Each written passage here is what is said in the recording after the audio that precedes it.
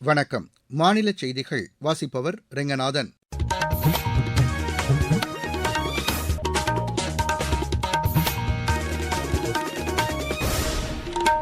தலைப்புச் செய்திகள். India Japan இடையேயான ஆண்டு உச்சி மாநாடு இன்று புதுதில்லியில் நடைபெறுகிறது.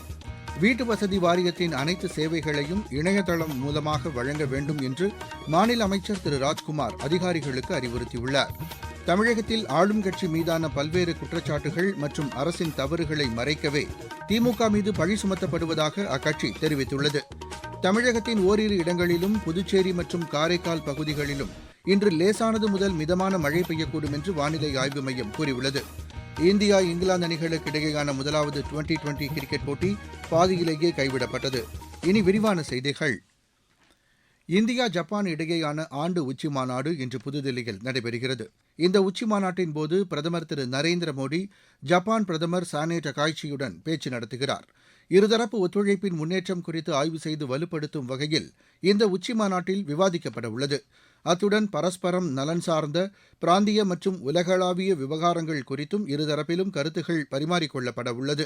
பிரதமர் திரு நரேந்திர மோடிக்கும் ஜப்பான் பிரதமர் சானே டகாய்ச்சிக்கும் இடையேயான பேச்சுக்களை தொடர்ந்து பல்வேறு புரிந்துணர்வு ஒப்பந்தங்கள் மேற்கொள்ளப்படும் என்று எதிர்பார்க்கப்படுகிறது.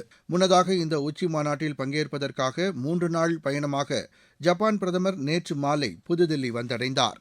இதற்கிடையே ஜப்பான் பிரதமருடன் பல்வேறு விவகாரங்கள் குறித்து விரிவாக விவாதிக்க தாம் ஆவலுடன் எதிர்நோக்கி இருப்பதாக திரு நரேந்திர மோடி தெரிவித்துள்ளார்.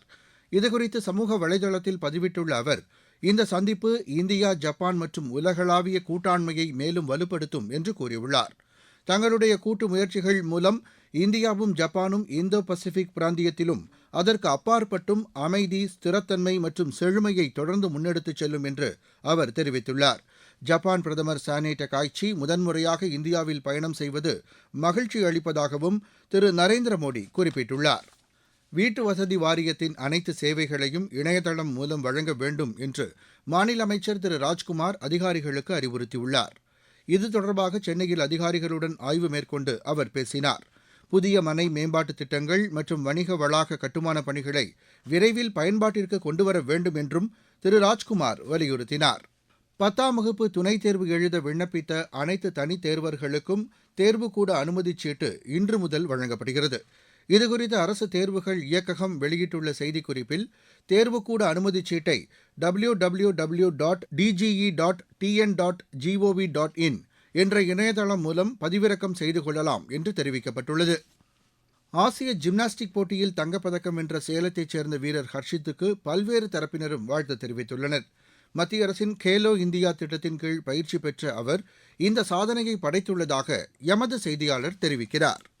இத்திட்டத்தின் கீழ் கிராம பகுதிகளில் உள்ள திறமையான வீரர்கள் அடையாளம் காணப்பட்டு அவர்களுக்கு சர்வதேச போட்டிகளில் பங்கேற்கும் வகையிலான பயிற்சிகள் தொடர்ச்சியாக அளிக்கப்படுகிறது. சேலம் மாவட்டம் கண்ணங்குறிச்சியைச் சேர்ந்த தாமோதரன் மணிமேகலை தம்பதியின் மகன் அர்ஷித் ஜிம்னாஸ்டிக் பிரிவில் கடந்த 2 வருடங்களாக பயிற்சி பெற்று வருகிறார். தேசிய அளவிலான போட்டிகளில் தொடர்ச்சியாக பதக்கங்களை குவித்து வரும் அர்ஷித் சீனாவில் நடைபெற்ற ஆசிய ஜிம்னாஸ்டிக் சாம்பியன்ஷிப் போட்டியில் பங்கேற்றார். இதில் குழு பிரிவில் வெண்கலப் பதக்கமும் தனிநபர் பிரிவில் தங்கப்பதக்கமும் வென்று வீரர் அர்ஷித் சாதனை படைத்துள்ளார். இந்திய ஜிம்னாஸ்டிக் வரலாற்றில் ஆசிய சாம்பியன்ஷிப் தனிநபர் பிரிவில் தங்கம் வென்ற முதல் வீரர் என்ற பெருமையையும் அவர் பெற்றுள்ளார். சாதனை படைத்த பின்னர் சேலம் திரும்பிய அர்ஷித்துக்கு பெற்றோர் மற்றும் சமூக ஆர்வலர்கள் வாழ்த்து தெரிவித்தனர். அடுத்த கட்டமாக ஒலிம்பிக் போட்டியில் பதக்கம் வெல்வதே தனது இலக்கு என்கிறார் தங்க மகன் அர்ஷித். ஆகாஷவாணி செய்திகளுக்காக சேலத்திலிருந்து விஜயகுமார் குணசேகரன்.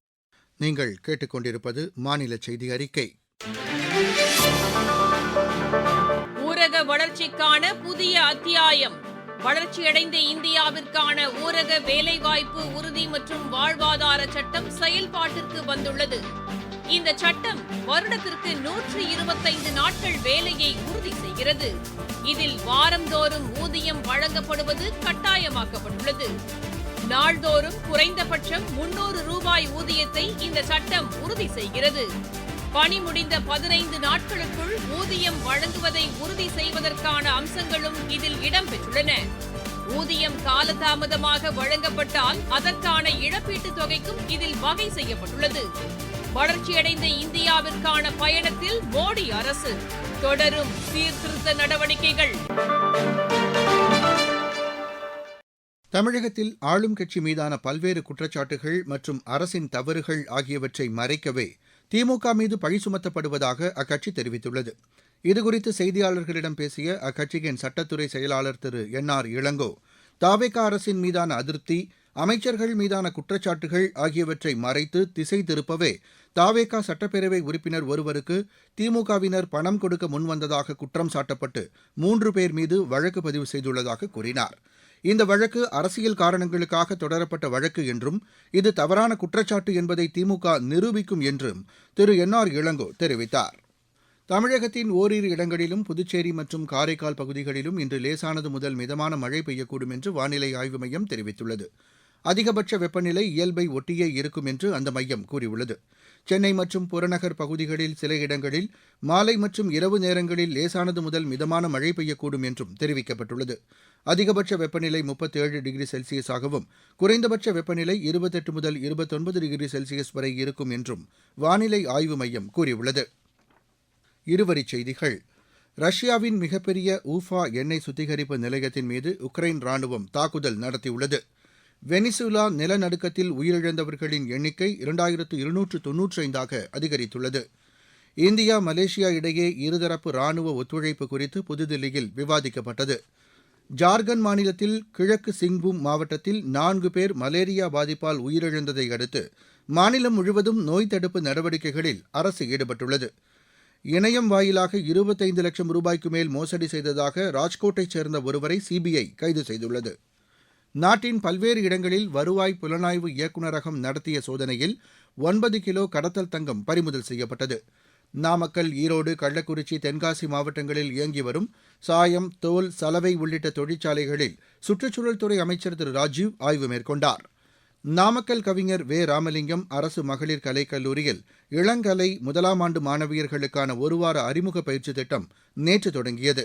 சரக்கு மற்றும் சேவை வரி தினத்தை ஒட்டி அது தொடர்பான சிறப்பு கருத்தரங்கம் கோவையில் நடைபெற்றது. திருவாரூர் மாவட்ட விவசாயிகள் குறைதீர்க்கும் நாள் கூட்டம் ஆட்சியர் அலுவலகத்தில் இன்று நடைபெறவுள்ளது. திருவள்ளூர் மாவட்டம் திருமுல்லைவாயல் காவல் நிலையத்தில் லஞ்சம் பெற்ற காவல்துறையினர் 2 பேரை லஞ்ச ஒழிப்பு காவல்துறையினர் கைது செய்தனர். மாவட்ட மாதாந்திர கல்விசார் ஆய்வுக் கூட்டம் சென்னை மாவட்ட ஆட்சியர் திருமதி எஸ். மாலதி ஹெலன் தலைமையில் நடைபெற்றது. விளையாட்டுச் செய்திகள். இந்தியா இங்கிலாந்து அணிகளுக்கு இடையேயான முதலாவது டுவெண்டி கிரிக்கெட் போட்டி மழை காரணமாக பாதியிலேயே கைவிடப்பட்டது. செஸ்டர்லி ஸ்ட்ரீட்டில் நடைபெற்ற இப்போட்டியில் முதலில் பேட் செய்த இந்தியா நிர்ணயிக்கப்பட்ட 20 ஓவரில் 7 விக்கெட் இழப்பிற்கு 189 ரன் எடுத்தது. அதிகபட்சமாக கேப்டன் ஸ்ரேயாஸ் ஐயர் 68 ரன் எடுத்தார். பின்னர் இங்கிலாந்து அணி ஆட்டத்தை தொடங்குவதற்கு முன்பு மழை தொடர்ந்து பெய்ததன் காரணமாக போட்டி கைவிடப்படுவதாக அறிவிக்கப்பட்டது. 5 போட்டிகளை கொண்ட இந்த தொடரின் 2வது ஆட்டம் நாளை மறுநாள் மான்செஸ்டரில் நடைபெறவுள்ளது. டாண்டனில் நடைபெற்ற இந்தியா ஏ அணிக்கு எதிரான 2வது மகளிர் ஒருநாள் கிரிக்கெட் போட்டியில் இங்கிலாந்து ஏ அணி 125 ரன் வித்தியாசத்தில் வெற்றி பெற்றது. 3 போட்டிகளை கொண்ட இத்தொடரில் இரு அணிகளும் தலா ஒரு போட்டியில் வெற்றி பெற்றுள்ளன. கனடா ஓபன் பேட்மிண்டன் போட்டியில் இந்தியாவின் ஆகர்ஷி காஷ்யப் காலிறுதிக்கு முந்தைய சுற்றுக்கு முன்னேறியுள்ளார். மகளிர் ஒற்றையர் பிரிவு முதல் சுற்றில் அவர் 21-14, 21-12 என்ற செட் கணக்கில் பிரான்சின் அன்னா டாட்ரானோவாவை வென்றார். உலகக்கோப்பை கூடைப்பந்து தகுதிச் சுற்று ஆட்டத்தில் இந்தியா இன்று கத்தாரை எதிர்கொள்கிறது. அகமதாபாத்தில் நடைபெறவுள்ள இப்போட்டி மாலை 6 மணிக்கு தொடங்குகிறது. ருமேனியாவில் நடைபெற்று வரும் சர்வதேச டென்னிஸ் போட்டியில் இந்தியாவின் விஜய் சுந்தர் பிரசாந்த், ராம்குமார் ராமநாதன் இணை காலிறுதிக்கு முன்னேறியுள்ளது. ஆடவர் இரட்டையர் பிரிவு முதல் சுற்றில் இந்த இணை 7-6, 6-3 என்ற செட் கணக்கில் ருமேனியா இணையை வென்றது. மற்றொரு முதல் சுற்று ஆட்டத்தில் இந்தியாவின் பிரஜ்வால் தேவ், நிதின்குமார் சின்ஹா இணையும் வெற்றி பெற்று காலிறுதிக்கு முன்னேறியுள்ளது. உலகக்கோப்பை கால்பந்து போட்டியில் இங்கிலாந்து அணியும் பெல்ஜியம் அணியும் காலிறுதிக்கு முந்தைய சுற்றுக்கு முன்னேறியுள்ளன. நாக் அவுட் சுற்றில் இங்கிலாந்து அணி 2-1 என்ற கோல் கணக்கில் காங்கோவையும், பெல்ஜியம் 3-2 என்ற கோல் கணக்கில் செனகலையும் வென்றன. மீண்டும் தலைப்புச் செய்திகள். இந்தியா ஜப்பான் இடையேயான ஆண்டு உச்சி மாநாடு இன்று புதுதில்லியில் நடைபெறுகிறது. வீட்டு வசதி வாரியத்தின் அனைத்து சேவைகளையும் இணையதளம் மூலமாக வழங்க வேண்டும் என்று மாநில அமைச்சர் திரு ராஜ்குமார் அதிகாரிகளுக்கு அறிவுறுத்தியுள்ளார். தமிழகத்தில் ஆளும் கட்சி மீதான பல்வேறு குற்றச்சாட்டுகள் மற்றும் அரசின் தவறுகளை மறைக்கவே திமுக மீது பழி சுமத்தப்படுவதாக அக்கட்சி தெரிவித்துள்ளது. தமிழகத்தின் ஓரிரு இடங்களிலும் புதுச்சேரி மற்றும் காரைக்கால் பகுதிகளிலும் இன்று லேசானது முதல் மிதமான மழை பெய்யக்கூடும் என்று வானிலை ஆய்வு மையம் கூறியுள்ளது.